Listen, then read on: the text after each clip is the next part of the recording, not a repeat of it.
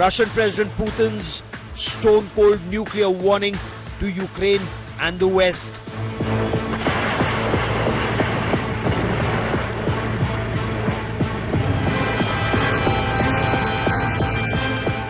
Putin signs the modified Russian nuclear doctrine.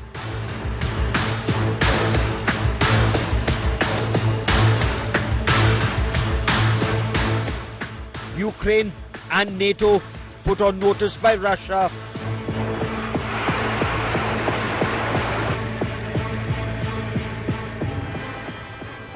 After Biden nod for Ukraine to use long-range missiles, Putin's direct nuke dare to Biden.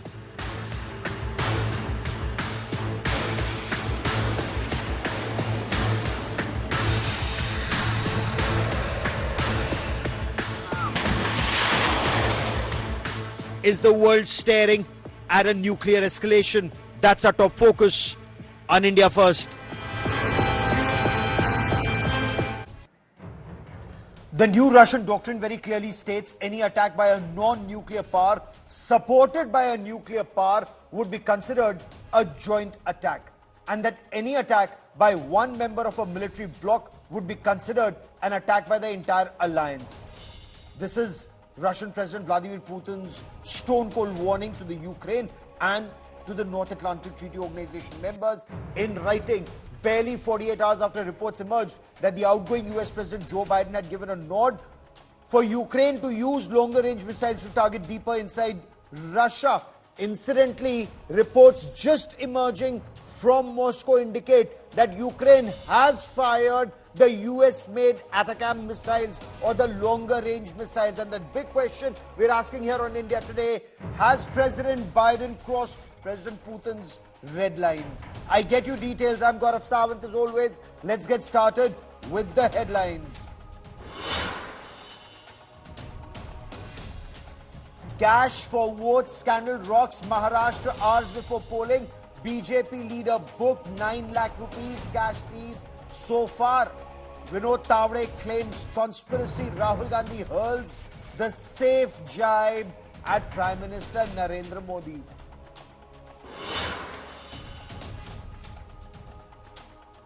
Burqa controversy in Uttar Pradesh ahead of by-elections. Samajwadi Party asks the Election Commission not to check identity cards or faces of burqa-clad women voters. BJP says this is vote jihad.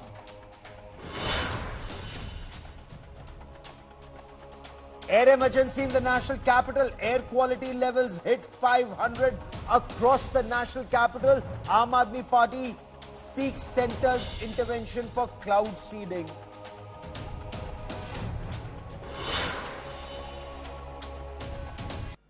Fresh twist to the Tirupati Prasadam controversy. The Tirumala Temple Board Chief orders non-Hindu staff to seek voluntary retirement or be transferred.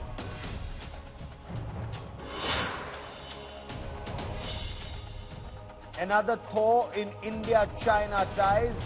External Affairs Minister Dr. S. Jaishankar holds a bilateral with China counterpart. Talks on resuming direct flights, restarting the Kailash Mansarovar Yatra.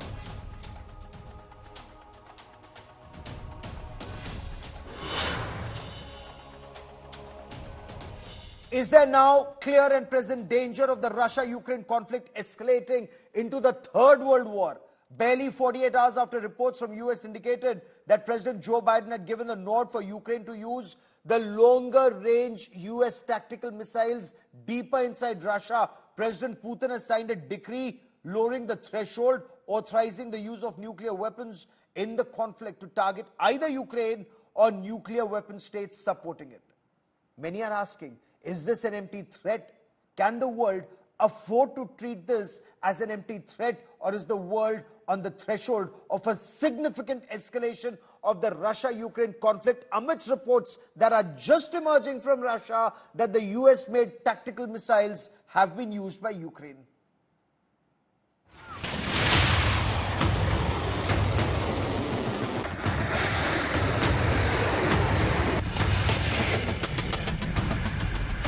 Russian President Vladimir Putin has signed the decree specifying the new threshold for Moscow to use nuclear weapons, even in case of a conventional attack on Russia. This after reports of US President Joe Biden finally giving a nod to Ukrainian President Volodymyr Zelenskyy to use longer-range missiles to target deeper inside Russia. The Ukrainian forces now have the US nod to use US Army tactical missiles to target close to 300 kilometers inside Russia. Ukraine so far had the NATO Storm Shadow and Scalp missiles with a range of approximately 150 to 180 kilometers. We plan real measures in order to stabilize the front lines. Necessary operations by armed forces in the temporarily occupied territories as well as in Russia aimed at military infrastructure. We plan measures for substantial increase of Army's technological capabilities. Under the new decree, Russian forces have been authorized to use nuclear weapons even if there's a significant damage caused by conventional missiles, drones, or even enemy aircraft inside Russia, aided by a nuclear-armed nation. The updated nuclear doctrine establishes the new framework where the Russian President Putin could authorize a nuclear strike. Russia urged the West to study the new decree carefully. And Russia has always been a very responsible country in order to exclude such a threat of using of nuclear arms and to contribute in global peace and stability. So nuclear deterrence is aimed at ensuring the understanding by a potential enemy of Russia of inevitability of nuclear answer should they try to make an aggression against Russia. Russia had modified its nuclear doctrine even in 2020, whereby the president was authorized to order the use of nuclear weapons in case of a nuclear attack by an enemy or a conventional attack that threatened Russia's existence. Ukraine has been alarmed by reports that Russia was putting together a combat force of close to 50,000 personnel, including more than 10,000 from North Korea, to mount an operation to retake the Kursk region from Ukrainian forces. President Zelenskyy of Ukraine sought American nod for use of longer-range missiles to target Russian forces trying to retake Kursk, as the region is a big bargaining chip in Ukraine's hands for subsequent peace talks and possible territory exchange during negotiations. Bureau Report, India Today.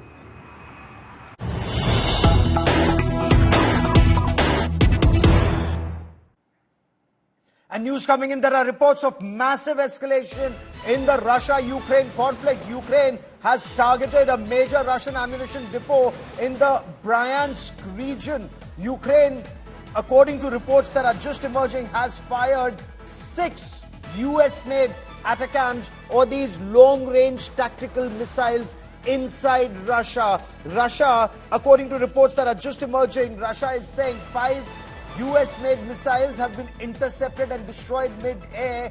1 missile was partially damaged. There are reports that seem to indicate that there has also been some damage on ground. The US-made missiles were fired barely 48 hours after US President Joe Biden gave a nod for the use of these longer-range missiles. President Putin had warned of consequences, but there are apprehensions now that there could be a massive response, especially after President Putin had said there will be consequences. Let me now throw this open for wider discussions. Now, what is the message from Moscow tonight to Kiev and to Washington, D.C. and other NATO capitals? Is President Putin putting NATO on notice, or can the modified nuclear doctrine be dismissed? as an empty threat. Joining me on this special broadcast is Dmitry Leontev, chief producer, Russia TV, who joins us from Moscow. Also with me is Professor Brahma Chilani, former advisor to the National Security Council and a respected strategic affairs analyst here in India. But Dmitry Leontev, if I could come to you first, bring us details of reports that are coming of Ukraine firing 6 US-made long-range missiles into Russia. It's a pleasure to be here. Well, I don't have any specific details. As we understand, this is happening right now. But as far as I know, you've stated it correctly that there have been 6 missiles. 5 of them have been intercepted midair. 1 was damaged and landed on the ground. We've seen some fire. We're not sure if the fire has anything to do with the missiles.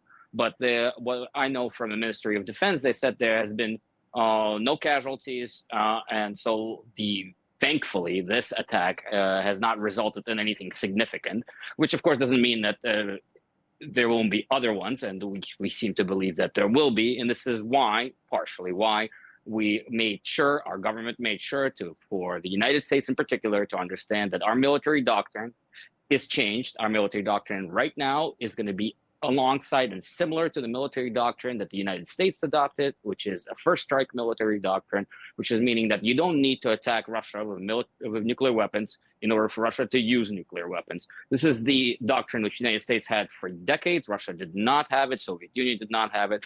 It seems like President Putin was forced to adopt this doctrine due to the fact that there might be escalations to a level we would have to respond. Now, Dmitry, would Russia see these 6 missiles being fired as an escalation, especially after this decree had been issued by President Putin? Or will this be seen as perhaps one more attack by Ukraine because several drone strikes have taken place even earlier, or at least attempts have been made earlier? Well, it is an escalation, and the escalation is not in the fact of the damages and the fact that Ukraine has been attacking Russia. Of course, there's war going on Russian territory as we speak. I mean, that's not a secret to anyone. The reason why this is an escalation is because our military generals and our intelligence officials have stated clearly that the Ukraine does not have the capability to fire these weapons by itself, meaning that we have not only intelligence, but actual NATO and probably American, maybe British, maybe French personnel who are operating these rockets, who are firing them because the Ukrainians don't have the know-how or the capabilities of doing it themselves, which means we are fighting in a direct war with NATO and a direct war between 2 nuclear blocks, in this case, could result in Third World War. And this is why it's an escalation, not because of the damages, but the fact of who is doing the firing.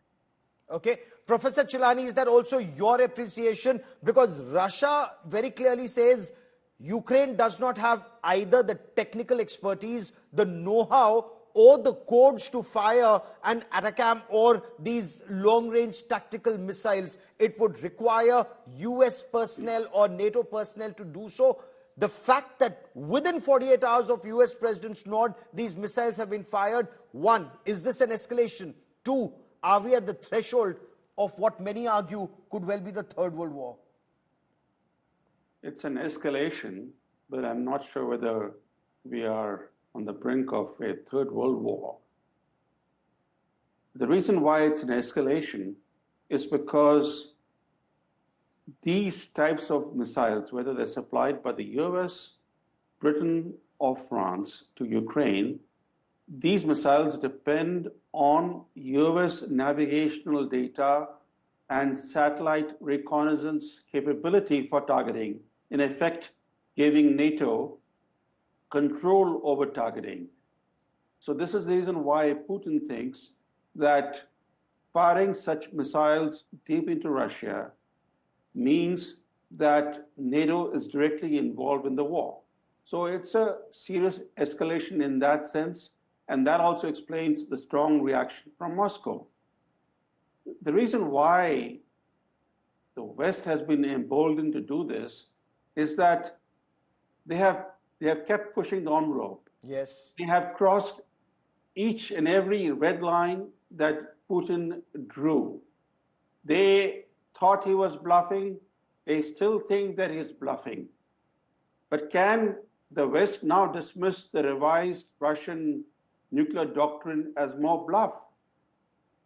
The reality is this, that Putin is bluffing until he's no longer bluffing. Yes. That is the danger. The danger is that first, at the fag end of Biden's presidency, with Trump waiting in the wings to take over, Biden has taken an important decision that complicates the situation, potentially undermining Trump's declared intent to end the war. So I'll come to that scorched earth policy in just a moment, as several people, even in the United States, now argue in just a moment. But for the moment, I want to stay on this major development that's just taken place, and you're getting this breaking news story first on India Today.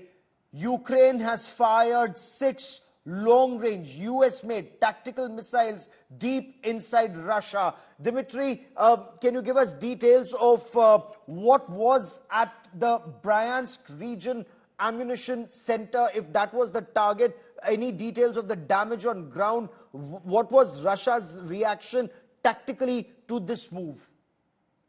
Well, we have to understand that these conversations have been going on for a few months now, maybe about half a year. And then Zelenskyy went to the United States and asking for long-range missiles. And we understood that it will be approved at one point. So the majority of Russian logistics and military logistics have been moved out of the range of ATACMS missiles. So I'm not, of course, it's a military secret, and I'm not, nobody tells me of like what was exactly in that depot. But as far as I understand, and this has been a conversation in the Russian media and the Russian think tanks, of we have to move our logistics away. We have to prepare ourselves before this decision was made. So this has been no surprise for us. So the military significance of this is very little. What is the significant is the diplomatic significance. And as I stated before, and as your other guest very clearly stated, the reason why this is escalation is not because Ukraine will get an advance. It will help them win the war. That is impossible. Everybody understands this is impossible. There is a consensus around the world that this war is going to end only one way. But yes, there is a danger of escalation because of direct involvement of NATO countries. Another thing, I'm sorry not to speak too long. I want to say one thing. You've been stated, and I think we should correct ourselves, that President Biden gave the approval for this.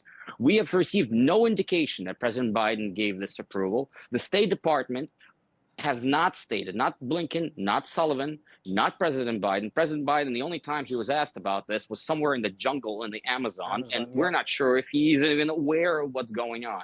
And this is in particular very dangerous. We are not sure in Russia who's making the decisions in the United States. President Biden was clearly against it for months. What is happening now and who made this decision is a question mark.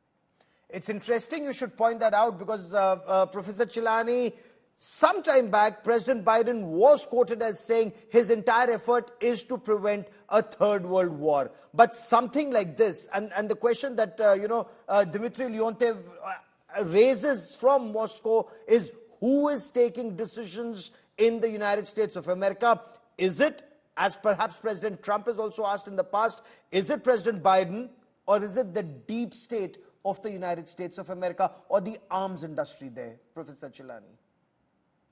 Gaurav, it's clearly the deep state which is behind this reckless decision.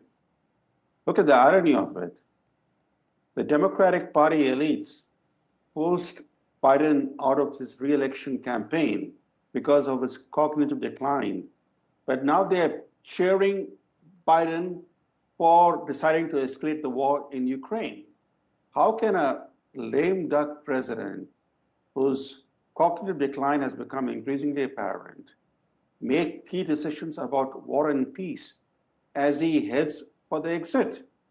And more fundamentally, in a military sense, this is not going to change the tide of the war. Yes. But it's going to intensify the conflict, and it'll invite greater Russian punitive strikes on Ukrainian energy and other infrastructure at a time when winter has already set in. This will make things worse for ordinary Ukrainians. Yes. Ukraine is losing the war. Russia controls about 1/5 of Ukrainian territory. And it is also very doubtful because the US has only supplied a small number of these missiles to Ukraine. And it's doubtful that the US has the industrial capacity to supply Ukraine these types of missiles in the numbers that would be required to make a tangible difference on the battlefield. In fact, the Ukraine war has revealed something very extraordinary. It has revealed, it has exposed US military industrial shortcomings, especially an inadequate capacity to restock weapons and critical munitions depleted by supplies to Ukraine. So given those realities, of course, the US is now ramping up its industrial capacity to produce these weapons and critical munitions. Yes. But it'll take a year or two before this new capacity comes online. So I'm very doubtful as to what this military significance of this permission to Ukraine is. It is more designed to undercut Trump's plan to bring an end to this war. And that's the question I was coming to. Does this actually clear the pitch entirely for President Trump 2 months before he enters White House once again? But Dmitry Leontev, what are options right now for President Putin? Because Ukraine has been apprehensive about Russia amassing, according to some reports, close to 50,000 troops, and a large number of those are North Korean troops for an offensive in Kursk, and it desperately wants to retain the Kursk advantage if and when negotiation takes place for a territory exchange. Our government has made it very clear that the idea that the Russian government will exchange any lands with the Ukrainian government at any point is impossible to think of. This is something which is in the minds of only Zelenskyy, maybe some people who sit there in Washington. I don't know their names. Nobody says it out loud. There is no chance that that's the way that's going to happen. The Kursk operation, although very painful for the Russian people, has been very successful for the Russian war effort. The majority of the main majority of the Ukrainian army has been involved in Kursk. The advancement that the Russian army has made in the Donbass has been much higher, much faster since the Kursk operation began. I don't believe that there is any hurry to retake Kursk at any point. Of course, if the cost of life would be too far. Okay. So this is a situation which is ongoing. And the last thing about North Koreans. No Russians have seen any North Koreans on our territory. The fact is that Go on. I'm not really sure what the story is and why North Koreans are so scary for Ukrainians, but I don't think there's any issue of the fact of, even if there are North Koreans, I haven't seen them. In Russia, we think it's kind of a joke, but any people who come to our country to fight on our territory in Kursk is, I don't know why Zelenskyy would be concerned of it. I don't think it's any of his business who is fighting on our territory. Okay, I will let that be the last word on this part of the show, and we'll be tracking the story very closely. Professor Chilani and Dmitry Leontev for joining me here on India Today. Many thanks. I now want to quickly shift focus and take you to Brazil. Prime Minister Narendra Modi is playing a key role in shaping international diplomacy at the G20 Summit in Rio. From strengthening ties with major powers to advancing India's strategic partnerships in a series of bilateral meetings, Prime Minister Narendra Modi, his meetings have set the stage for new collaborations in trade, in defense and technology. And do keep one thing in mind that's being emphasized repeatedly, even in Rio. Prime Minister Narendra Modi is now one of the tallest leaders on that international stage, having won 3 elections, one after the other. We bring you this crowd report.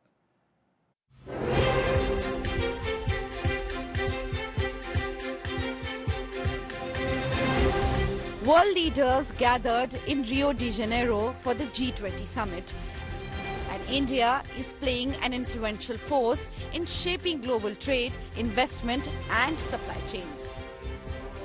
Prime Minister Narendra Modi held a series of high-level bilateral meetings on the sidelines of the summit. In an interaction with the US President Joe Biden, Prime Minister Modi discussed key areas of cooperation between the two countries. On the sidelines of the G20, External Affairs Minister S. Jaishankar met Chinese Minister Wang Yi and discussed India-China relations. Contribution to both platforms was notable in shaping the eventual outcomes. But it was a reminder to us of the importance of our two countries in international politics. It was also, Excellency, an equally significant testimony of why our bilateral relations are so important. With Italian Prime Minister Giorgia Meloni, Prime Minister Modi focused on strengthening ties in defence, security, trade and technology. Their collaboration is set to be formalized through the India-Italy Joint Strategic Action.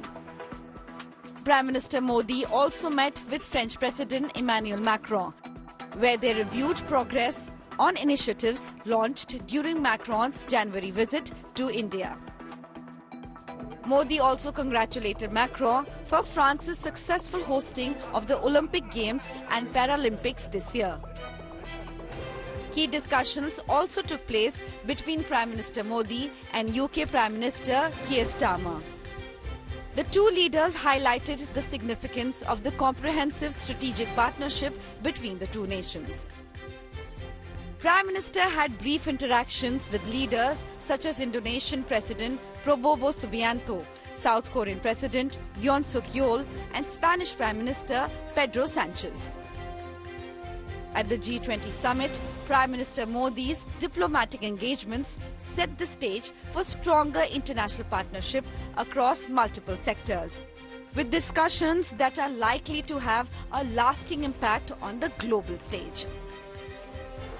Bureau Report, India Today. We will continue to track developments on the story very closely. That is all I have for you on India First this evening. Many thanks for watching.